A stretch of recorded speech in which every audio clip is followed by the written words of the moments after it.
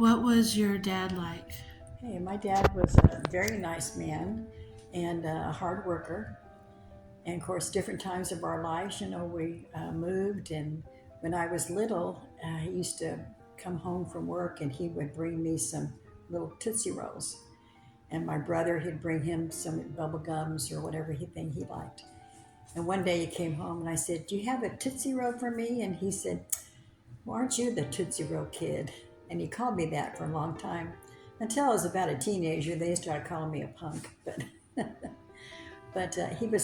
he liked to joke around. His whole family was they liked jokes and they laughed a lot. So um, we did laugh a lot. And but he was always working. When I was older, he was at work or he was out in the garage working on some project. And so he didn't. When I was in high school, he didn't attend a lot of my school things. My mom always went by herself, and he stayed home with me when she would go to my brother's things, and then she went to my school plays. But I never really thought my dad should go. It just didn't seem like it's something that dads would do, but of course they do. And but I never missed that. I didn't really miss out on anything. I'd ask my mom for if I could go someplace when I was a teenager, and she'd say, "Oh, I don't know. Ask your dad." So I'd go ask my dad, and he'd say, "Yeah, sure. How much money do you need?" I'd say, "I need $10," and he would give me 15 or 20. And so I was kind of used to everything I'd ask for money. He would always give me more. And but he had very strict deadlines. You had to be home during the weekend. You had to be home by 9 o'clock. If you had to be someplace, you weren't allowed to go just anywhere unless it was a school thing.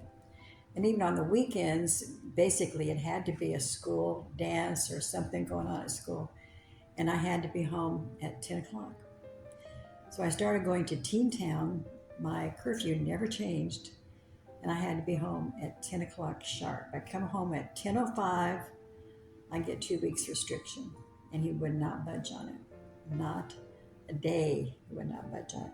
So one time I probably got home about 15 minutes late, which was just astronomically late, according to them. And I got on 2 weeks restriction, maybe longer, 3 weeks. And there was a dance coming up that I'd already bought a dress for. I had a date for it, and I could not go. And I could tell my mom was kind of wanting me to be able to go, but Dad wouldn't relent on that at all. But I forgave him as I got older. And when my husband and I got married, Bob and I got married, my dad really liked him, and they spent a lot of time together, and you could hear them they would be down in the basement or something, and you could hear them laughing down there, and they were really good friends. And so when we got married, we left on the honeymoon, and we were headed up to a big city with hotel reservations, and my dad jumps in the car with us. And he just joking, he went about a block in the car with us, and he said, "Oh, just let me out here." We said, "We'll take you back." He says, "No, just let me out here."